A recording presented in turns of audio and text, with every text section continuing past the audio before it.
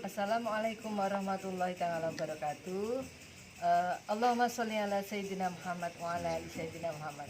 Kali ini saya pengen berbincang-bincang sama santri 9 yang pertama kali ikut Gus Fuad Pleret. Sebagaimana di cerita awal Gus Fuad Pleret mempunyai pesantren, itu kan beliau Abu Yadin di Banten bilang sama Gus Fuad, Fuad diurusi santrine. Nah seperti itu. Kemudian waktu itu Gus Fuad Pleret bingung, belum punya santri kok disuruh ngurusi pesantrennya. Nah itu usut punya usut, 9 hari kemudian ada santri-santri yang pengen ikut Gus Fuad Pleret meskipun Gus Fuad Pleret belum mempunyai pesantren. Nah ini ada Mas Sakiman, kemudian ada Mas Ruslan, ada Mas Doli dan Mas Margi. Dulu pertama kali ada tergerak apa kok sehingga Allah menggerakkan sehingga Bang Saki itu menjadi santri awal dari Gus Fuad Pleret? Kalau saya dulu itu nggak ikut mondok ya. Nggak ikut mondok? Nggak. Maksudnya itu tidak ditawari mondok, tapi suruh ngaji ya gitu sama bekerja. Jadi tipu muslihat ya namanya. Oh. Ditipu sama kiai. Yang tipu muslihat itu siapa waktu itu? Ini kiai kan ditawari sama ini kakaknya ini yang sudah lama ngaji di mana? Saptosari. Itu kan santrinya harus 9 orang. Kalau 10 harus dikurangi 1, kalau 8 harus kita cari satu lagi. Kakaknya ini. Iya, kakaknya ini yang nawari. Gitu. Terus kan sudah ada 9, yang satu itu kan ternyata ada pekerjaan di Jakarta, dia milih di Jakarta. Terus yang satu itu ditawari sama kakaknya saya. ini nyari 9 santri. Iya, yang satu itu nawari, kalau kamu mau enggak gitu sama ini, tawari sama saya. Ditawarinya mau enggak bekerja sambil ngaji gitu. Ya gitu. Nah terus paham saya itu mengaji seminggu bisa kan dulu masih malam Rebu ya, sama ya malam Rebu ya paling kuat nek mengaji seminggu pisan kan gitu toh. Ternyata setiap hari kayak pagi sore siang. Setelah 3 bulan kita itu hanya ditipu sama kiai ini gitu, dihapusi sama kiai. Ternyata tiap hari pagi-pagi dan subuh harus ke sana salat subuh lagi dihapusi tenan. Jadi dulu Pak Kiai bilang gitu. Iya, bilang itu enggak mondok itu enggak kitanya tawarnya. Kan kakaknya ini sudah ngaji dari sekitar 2004-2005 ya. Di tempat Pak Marsono ya, sampai jadi ketika Abu Yatim untuk urusan santrine itu Pak Kiai itu pengen mewujudkan itu. Terus karena santrinya belum genep 9, maka termasuk Mas Hakiman disuruh ngaji sambil bekerja gitu. Kan harus 9.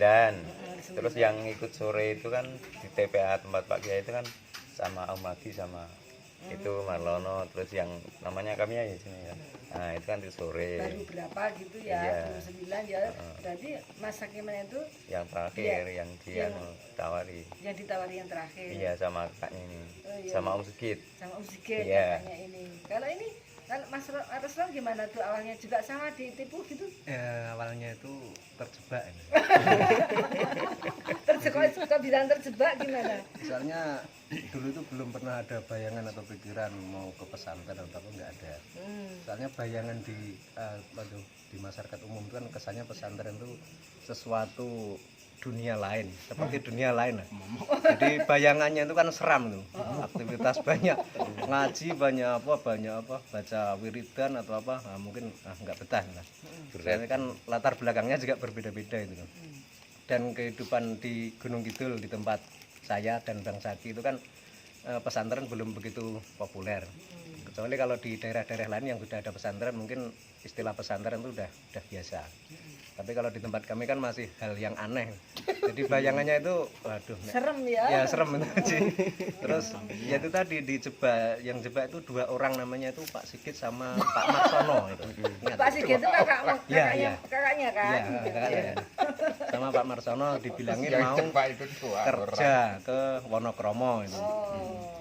Sampai di Wonokromo ternyata di suruh ngaji seperti bang sakit tadi. Padahal nggak persiapan pakaian, nggak persiapan apa ini. Iya. Cuma berapa, 1 atau 2 itu menit. Dan ongkosnya itu waktu itu masih 18.000 ya. Tapi nggak tahu Terus kalau mau tinggalnya di mana waktu itu? di Wonokromo Kan 1. di kontrakannya Iya. yang Pak Kiai itu ya. Ya, di kontrakan Pak Kiai yang sebelum pindah itu. Yang di Wonokromo Selatan ya. Anu, kalau Mas Doli gimana dulu? Pak Marsono diajak sama Pak Lek saya, jadi teman-teman 9 itu diajak sama Pak Lek, Pak Marsono. Kalau saya dulu antara Pak Lek, saya nyuruh Pak Lek yang satu nyuruh saya sekolah di Wonosari, terus Pak Lek yang Pak Marsono itu tadi, Pak Lek yang kedua nyuruh saya mondok di Kalau Mas Doli emang tahu kalau mau mondok gitu ya. Ya. Berarti nggak beda sama Mas Ruslan yang ternyata dihapusi gitu tadi ya. tapi akhirnya ya sama. Berat sekali bener. Karena ya Kenapa? beratnya ya Sabar. pertamanya ya anu apa namanya, Kalau orang dulu katanya soalnya terasa berat itu karena anak mamah gitu. Iya. Manja itu anak manja gitu, bener karena Ada yang menyertai katanya Mas Rudi ya sahabat kecil, sahabat kakak, malah bisa dianggap kakak. Saya ngajak kakak, ngajak tetangga, tapi sudah seperti kakak sendiri. Jadi ngajak Aku mau mondok, ayo aku aku sertailah aku gitu. aku ditemenin. Oh ya, Ngomonglah. ngomong, istilahnya malah ngomong. Sampai sekarang masih ikut Pak Kiai. Karena Mas Margi dulu gimana? ditipu tidak. Ditipu nggak kalau waktu itu? Kalau saya itu agak aneh, Bu. Hmm. Jadi waktu masih SMP kelas 2 itu kebetulan ada momen pesantren kilat. Ya, ada satu waktu itu Kiai masuk ke kelas kami, kemudian ngendikan aku sesuk arep gawe pondok karo kanca-kanca begini dan begitu. Pada intinya sing pengen mondok boleh di situ nanti gratis, kemudian pengen sambil belajar apa diperbolehkan dan sebagainya. Tapi setelah lulus SMP ya sempat berkelana dulu, baru 1 tahun kemudian Ikut Pak Kiai. ikut ngaji di Gunung Kidul dulu. Oh. Terus beberapa waktu di Gunung Kidul Kiai ngendikan bahwa udah saatnya pondok didirikan, kemudian sing pengen yang pengen ikut Mondok. saya mondok silahkan izin dulu, minta restu ke orang tua. Kemudian waktu itu saya termasuk salah satu yang minta izin. Yang minta izin. Waktu itu berarti Pak Kiai ngajar di Gunung Kidul, ngajar di sekolah SMP itu ya. Kemudian sama murid-muridnya, siapa yang mau pengen ikut mondok gitu ya. Berarti sempat gitu ya. Nah, terus pada akhirnya tadi kok karena terpaksa tadi Mas Hakiman di sana di Wonokromo itu akhirnya setelah sampai di Wonokromo itu benar-benar ada pekerjaan atau gimana waktu itu? Oh, kalau itu sudah dikasih tahu sama siapa ya, Pak Marsono. Jadi nanti kalau sudah sampai di sana suruh ngelamar pekerjaan sendiri. Terus sama saya sama ini sebarusan ya, itu suruh ngelamar punya Pak Mak itu butuh handicraft itu Pak, bikin apa kerajinan dari kayu itu. Pengalaman apa setelah pengalaman apa yang paling menarik ketika mondok awal-awal itu? Ya banyak